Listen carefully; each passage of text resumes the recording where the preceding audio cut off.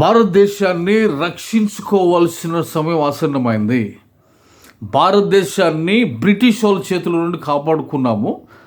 ఇప్పుడు హైందవ మత ఉగ్రవాదుల చేతుల్లో నుండి అసత్యాలను ప్రచారం చేస్తున్నటువంటి ఈ ఉగ్రవాద జాతి నుండి భారతదేశాన్ని ప్రతి భారతీయ పౌరుడు, ఇంక్లూడింగ్ హిందూ, ముస్లిం, సిక్, క్రిస్టియన్, ప్రతి ఒక్క భారతీయుడు కాపాడుకోవాల్సిన సమయం ఆసన్నమైంది. దానికి ముందు నడిపించడానికి నేను సిద్ధంగా ఉన్నాను. అబద్ధ పునాదుల పైన ఏది నిర్మించలేము. సనాతన ధర్మం అనేది ఒక అబద్ధము. సనాతన ధర్మము అన్ని ధర్మాల కంటే ముందు ఉన్నది అనేది ఒక పెద్ద అబద్ధము.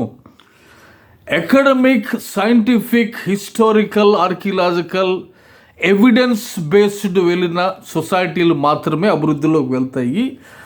ఆ ఎవిడెన్స్లో ఏది తీసుకున్నా కూడా సనాతన ధర్మం అబద్ధమని వస్తుంది. సనాతన ఎప్పుడో నుంచి ఉంది, ఇదే అన్నిటికంటే ముఖ్యము, ముందున్నది అనేది ఒక పచ్చి అబద్ధము.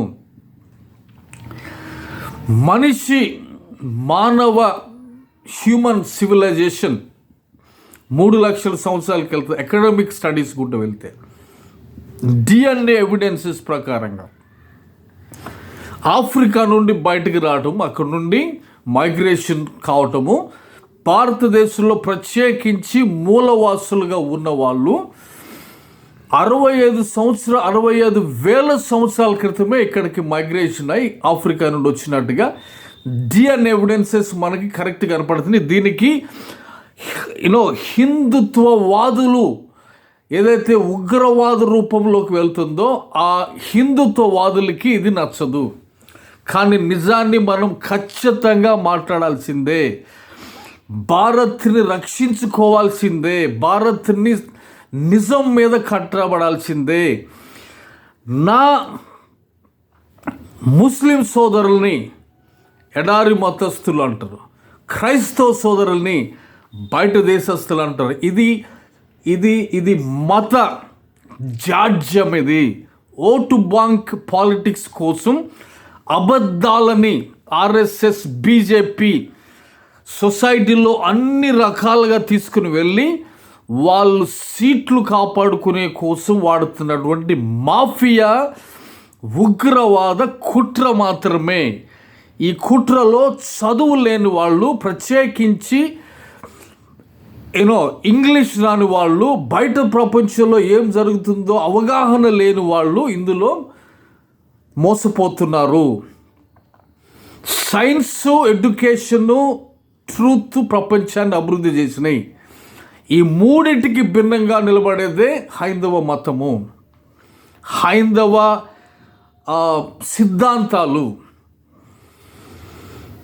హ్యూమన్ ఆరిజిన్స్ దగ్గరికి వెళ్తే 3 లక్షల సంవత్సరాల క్రితం ఆఫ్రికా నుండి బయటకు వచ్చిన వాళ్ళు India, south east Asia, Australia వరకు మనుషులు విస్తరించి ఆయా ప్రకాలుగా విస్తరించి వెళ్ళిపోయిన డిఎన్ఏ ఎవిడెన్సెస్ ఉన్నాయి వాటికి.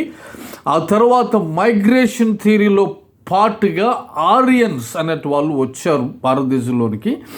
వాళ్ళతో పాటు ఎంటర్ అయినటువంటిది కుల వ్యవస్థ. 18th సెంచరీలో వచ్చారు వీళ్ళు.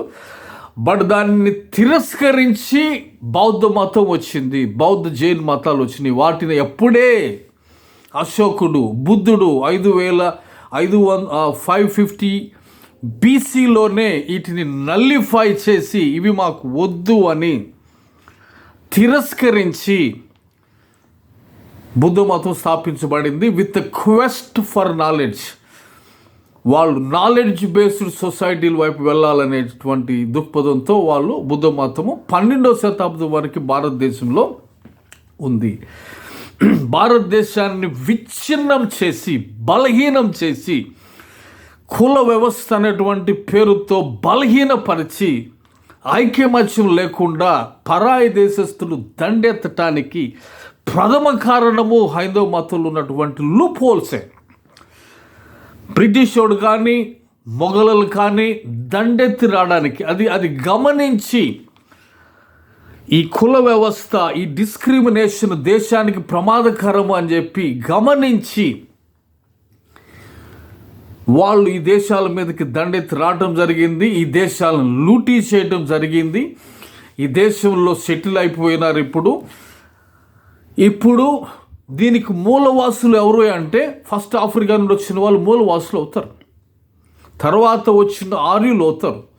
18th BC 18th to 11th BC వాళ్ళు యుక్రెయిన్ ప్రాంతం నుండి వలస వచ్చిన వాళ్ళు.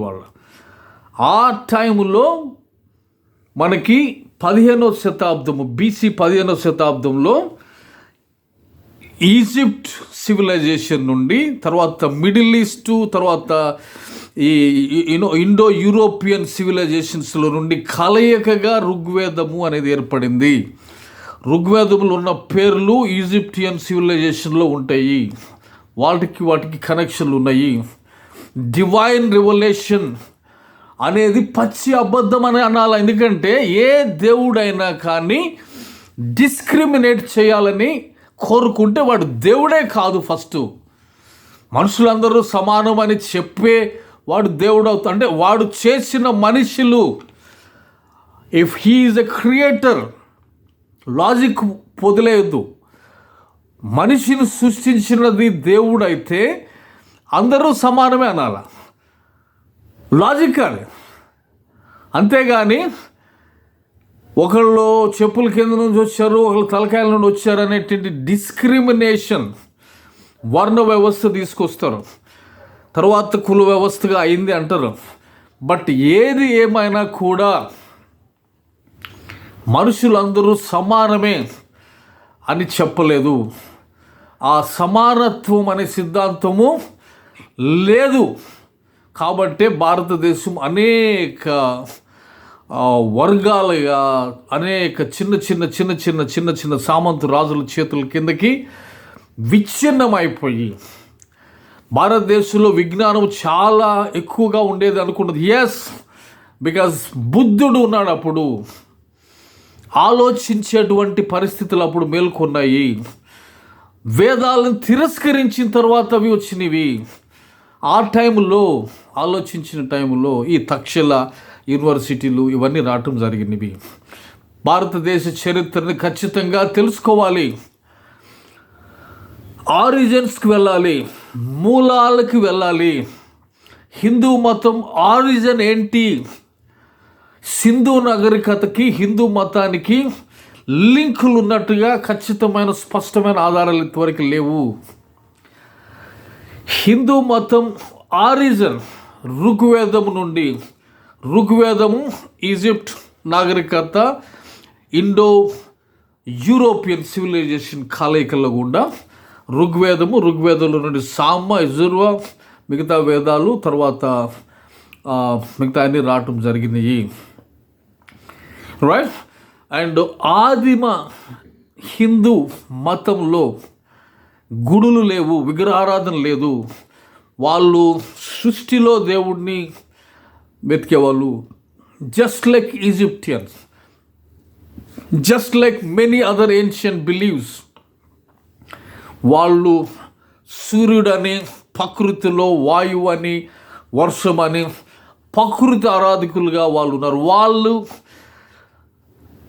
డెఫినెట్గా యూనివర్స్కి, ఆరిజిన్ ఆఫ్ యూనివర్స్కి వాళ్ళ దగ్గర ఆన్సర్ లేదు, ఆరిజిన్ ఆఫ్ లైఫ్కి వాళ్ళ దగ్గర ఆన్సర్ లేదు, మొరాలిటీ లేదు.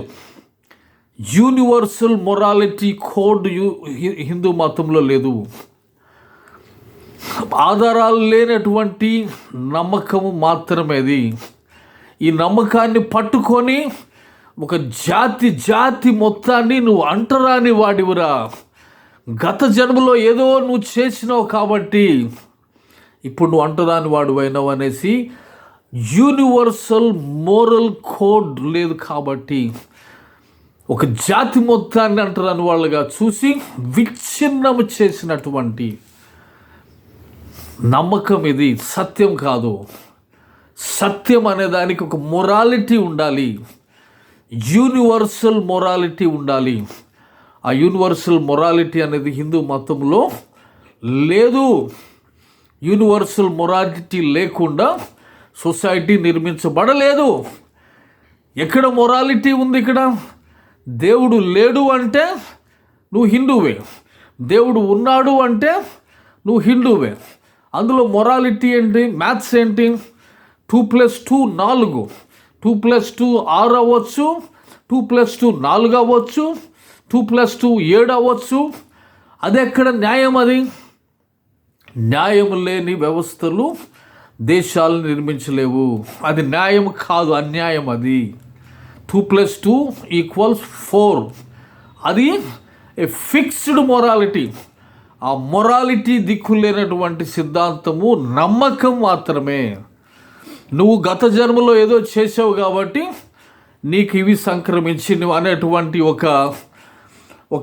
ఒక నేరారోపణ చేసేటువంటి దీన్ని నువ్వు ఏమంటారు ఫైట్ చేసి మార్చుకోవాలి అనేది లేకుండా హిందూ మతంలో చాలా చాలా లొసుకులు ఉన్నాయి. ఆ లొసుకులు ఉన్నాయి అంటానికి గల కారణమే మనం ప్రపంచంలో ఎంత దూరములు వెనుకబడున్నాము అనేది చూసుకుంటేనే మనకున్నటువంటి వెనుకబాటుతనానికి కారణమైనటువంటి హిందూ నమ్మకాలు అని అర్థమవుతుంది.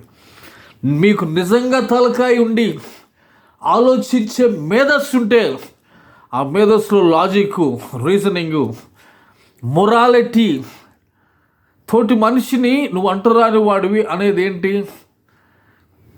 అంటరాని వాడివి, నువ్వు ఏదో జన్మలో ఏదో చేసి వచ్చినావు. లీనియర్ టైం ఫ్రేమ్ అంటారు. అది బైబుల్ బయటకు వచ్చిన తర్వాత వచ్చింది. టైం అనేది ఒక ప్రారంభము, ఒక ముగింపు. లీనియర్.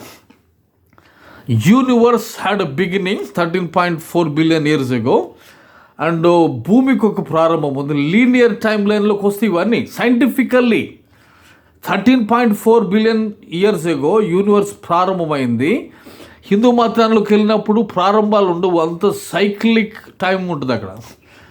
సైక్లిక్ టైం ఉంటుంది అక్కడ. Nothing, there is no scientific basis for that. Cyclic time ఫ్రేమ్లో no science can develop. Linear time ఫ్రేమ్లో ప్రారంభం యూనివర్స్ 13.24, భూమి పుట్టుక 4.3 billion, మనిషి పుట్టుక 3 lakh years. లీనియర్ అంటారు. మోడర్న్ మనిషి ఎప్పుడు అన్నిటికీ ఒక కాల పరిమితి.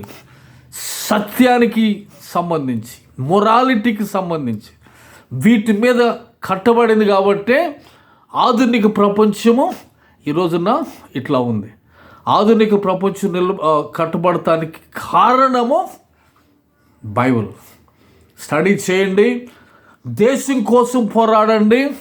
భారతదేశాన్ని అసత్యం నుండి కాపాడాల్సిన బాధ్యత ప్రతి హిందూ మీద ఉంది, ప్రతి క్రిస్టియన్ మీద ఉంది, ప్రతి ముస్లిం మీద ఉంది. ఇది మతాలకు సంబంధించిన విషయం కాదు. ఇది దేశాన్ని కాపాడుకొని భావితరాలకి మంచి భవిష్యత్తు ఇచ్చేటువంటి ప్రతి ఒక్కరు చేయాల్సినటువంటి బాధ్యత. Thank you so much. This is doctor Anil Kumar. You want to talk to me, you can call me on 7330 860 524. Thank you so much.